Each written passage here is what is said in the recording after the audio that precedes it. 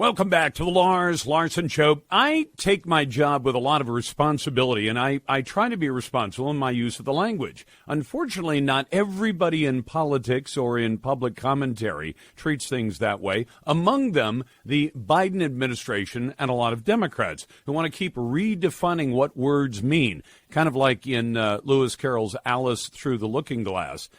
Joining me now is Tim Murtaugh, who's a visiting fellow at the Heritage Foundation and former communications director for Donald Trump's 2020 reelection campaign. Tim, it's good to have you back on the program. So what is President Joe Biden, who has a tough time remembering words to begin with? I mean, he forgot the name of the Pentagon the other day and the name of his own defense secretary, and I'm sure that's not the only example. But what are they doing to redefine the words that people might find familiar, but the Biden White House says, oh, no, that word means what we say it means?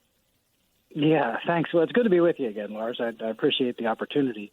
Yeah, we've always known that President Biden has a way of misremembering his own record that is, shall we say, often unrelated to the truth. And you're exactly right. They are actually redefining what words mean. And I think the most obvious case is the invention of a new meaning for the word bipartisan. Now, to you and to me and in Washington and everywhere else in the country, when we're talking about things that happen in Washington, when you say bipartisan, it means that something that's supported by both parties in Congress. That's what it means. But right. In the White House now, in the Biden White House, that's not what that definition is yesterday, man. It doesn't mean that anymore. Anita Dunn, who's one of Biden's top advisors, she says bipartisan means support from Republicans and Democrats, sure, but they don't have to be in Congress, Lars. What? It just means, if there are some Republicans out there somewhere who support it, that makes it bipartisan. And then they point to public opinion polls that show that some chunk of Republicans in the country support and approve of what Biden is doing on whatever the issue is. They say, voila, it's bipartisan. Well, there's always hold on. That's overtly deceptive, because if you say it's bipartisan legislation, then it has to be supported by members of the party who are actually serving in the legislature. I could probably, for even the craziest policy. For the craziest policies out there, I'll bet I could find a Republican somewhere that would say, I'm fully in favor of abortion on demand. You say, okay, so Republicans support it. No, they don't. Now, if you want to say Republicans among the public, but the thing that matters is who's voting for it on Capitol Hill, doesn't it? Yeah, well, I mean, that's where we're wrong here, I guess, because now bipartisan means go out and find a Republican somewhere in Ohio or Iowa or Idaho or someplace who supports whatever the issue is, and poof, it's bipartisan. So that's the new definition of bipartisan. But it doesn't stop there.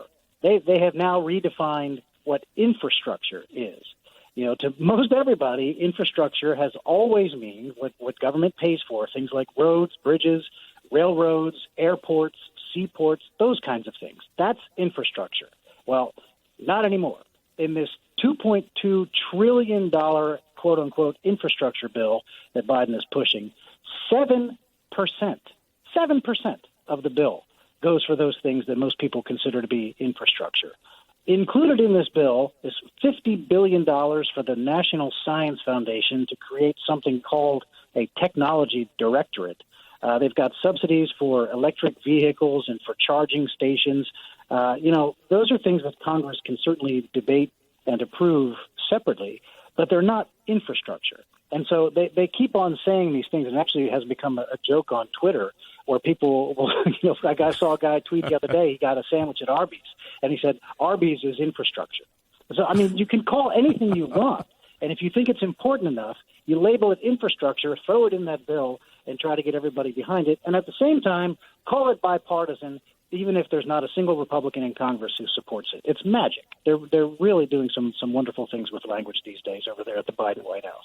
Tim Murtaugh has had some fun with this at the Daily Signal, but this isn't fun at all when people start using words and then redefining the meaning so that it means what they want. It actually deceives the American people, and that's dangerous.